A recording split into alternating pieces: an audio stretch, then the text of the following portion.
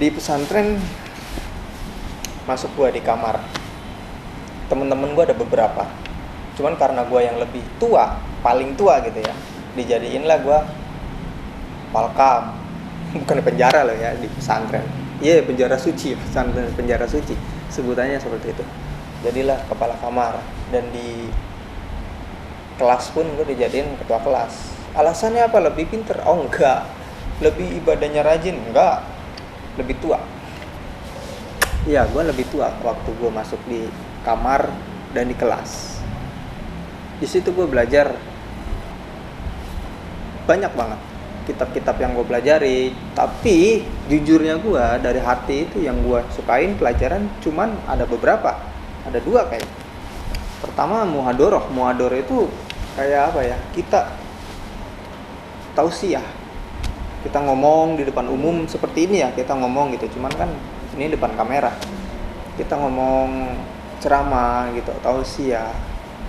Cuman kalau untuk di kamar kita di depan teman kita. Cuman kalau untuk di kelas kita di depan putra dan putri gitu. Karena di kelas gue itu hanya sekat hijab, depannya putra, belakangnya putri gitu. Jadi kalau mau apa-apa putri gitu dari kolong gitu, cuman kelihatan kaos kakinya doang gitu. Banyak teman-teman gue yang sangat suka ya muhadoroh, tausiah begitu depan kelas. Karena apa?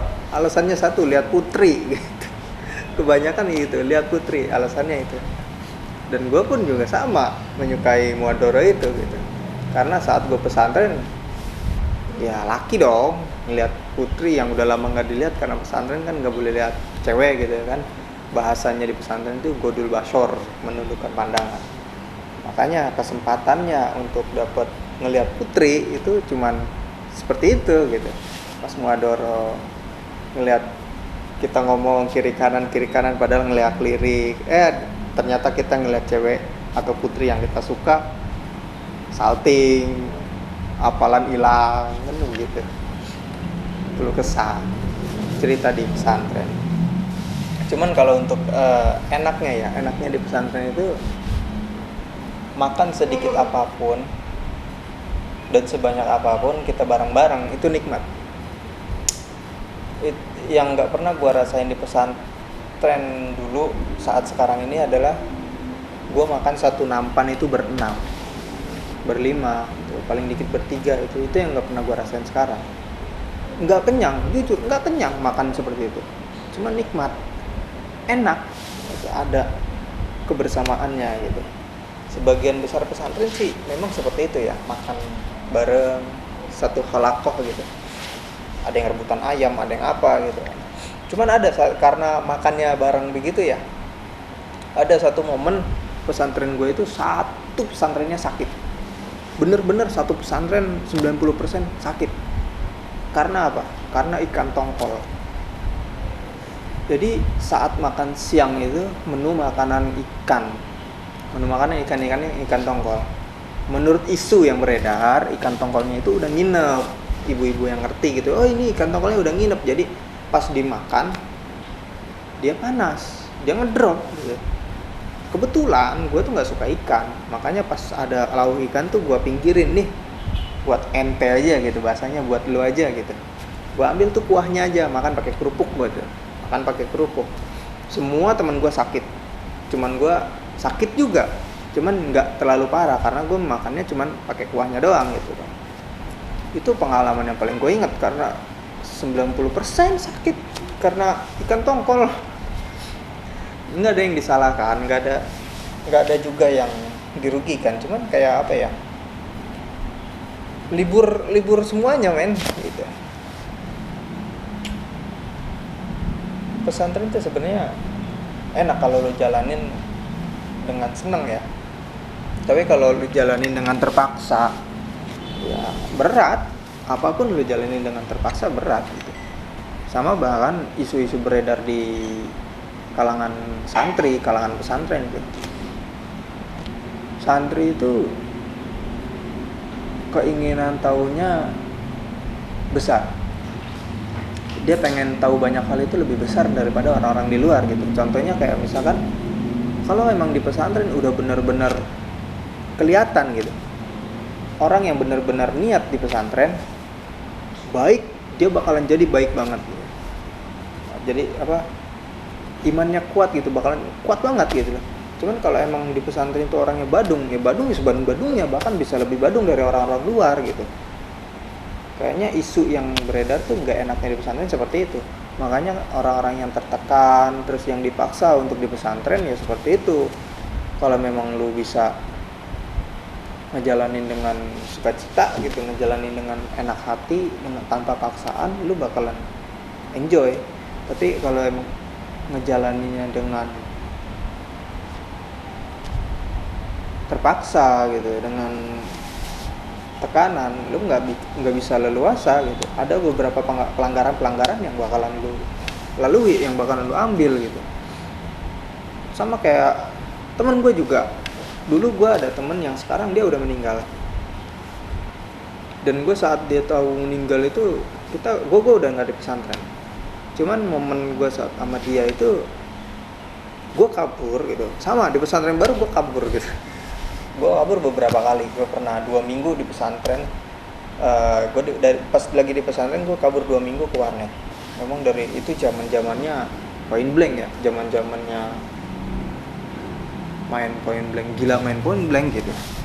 2 minggu di warnet main point blank doang. Izinnya dari pesantren gue balik ke rumah karena ada siapa yang sakit, izinnya dari orang tua, ya gue udah berangkat gitu. Ternyata gue di warnet 2 minggu gitu. Pertama kali kabur dari pesantren itu. Kedua, gue kabur karena berantem. Memang namanya hidup sahatap gitu ya, nggak mungkin nggak ada masalah gitu. Karena gue waktu dulu pesantren tuh dibilang makal enggak, dibilang baik juga enggak gitu. Makanya setiap hari ada santri itu ada catatan namanya jasus.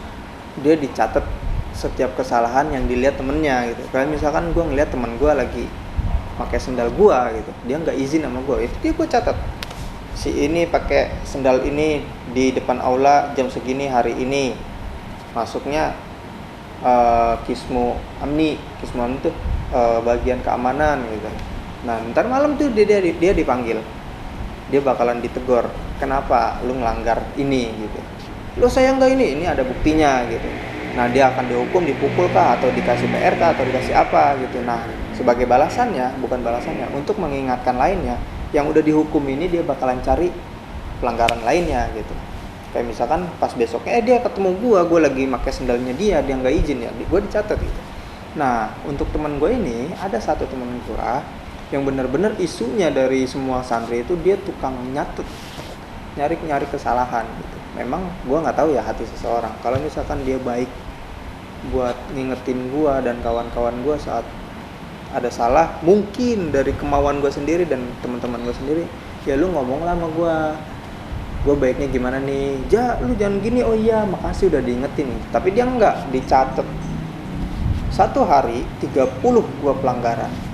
Lu bayangin, satu pelanggaran dipukul 5 kali, 30 pelanggaran dipukul sampai putus tuh kaki gitu kan. Makanya di situ gue berantem, gue nggak suka kan, emosi naik, berantem sama dia. Abis berantem itu izin gue, kak izin pulang, ada ini jemput, pihak keluarga jemput atau apa gitu. Akhirnya ya udah gue pulang. Teman gue ngikut nih yang sekarang udah meninggal. Ya gue kabur juga gitu, ikutlah kabur. Mainlah ke rumah gue, nongkrong sama teman-teman gue gitu kan. Ke rumah, dia bawa duit berapa ya gue pretelin gitu, jahatnya gue gitu, pretelin apa bareng gitu. Nah pas udah beberapa hari gue kabur, gue baliklah ke pesantren. Cuman pas di perjalanan temen gue bilang, lu mau langsung ke pesantren gitu. Dia nanya, ya gue bilang enggak, gue mau ke pasar dulu, mau beli apa gitu. Niatnya seperti itu, mau beli apa gitu. Ya udah, gue duluan ya, kata dia gitu. Duluan lah dia ke pesantren. Padahal gue enggak, gue pulang lagi. Pas dia nyampe pesantren, dia dibotak. Memang hukuman untuk orang yang kabur, pacaran, jinan, judi, ngerokok gitu, dia dibotak. Dibotak halus banget, halus kayak biksu gitu. Pas sudah dibotak, besoknya gue datang, tapi gue nggak netap lagi. Gue izin kalong. Jadi kalau untuk izin kalong itu, santri kalong itu, dia tetap belajar di situ, tapi dia hidupnya, tinggalnya tidurnya dia udah di rumah gitu. Jadi dia bolak-balik ke pesantren. Yang tadi gue bilang kan, pesantren yang baru ini 30 sampai 40 menit dari rumah gitu. Gue bisa bolak-balik. Cuman kan kalau kawan gue enggak, dia rumah dari Jepara gitu. Ya udah di Botak, gue izin kalong, diizinin. Pas besoknya gue masuk ke sekolah, gue udah kalong. Dia ngeliatin gue aja. Di situ gue punya dosa sama dia. Lu aja katanya mau kesini bareng, mau di Botak bareng, kata dia gitu. Tapi sekarang dia udah meninggal. Istrinya dia udah meninggal, dia sakit udah lama. Waktu gue tahu dia meninggal, gue lagi sekolah kursus di daerah Bogor, Cilengsi sana. Itu pertama kalinya gue geter semua badan. Si ini meninggal, kaget. Isunya sih karena dia terpengaruh obat-obatan. Cuman gue nggak tahu ya, dia terpengaruh atau enggak. Memang sakitnya udah lama ya, gue nggak tahu. Banyak sih pengalaman-pengalaman yang di pesantren, yang godain ukti lah, godain santriwati gitu ya, sampai niat pulang cuman mau SMS santri gitu, banyak seperti itu. Tapi ada sih beberapa santriwati yang masih berteman sama gue sampai sekarang gitu, sampai gue nikah sekarang. Ada beberapa sih, dan ada beberapa juga yang udah nggak tahu kemana gitu. Grupnya masih ada, biasa lah namanya.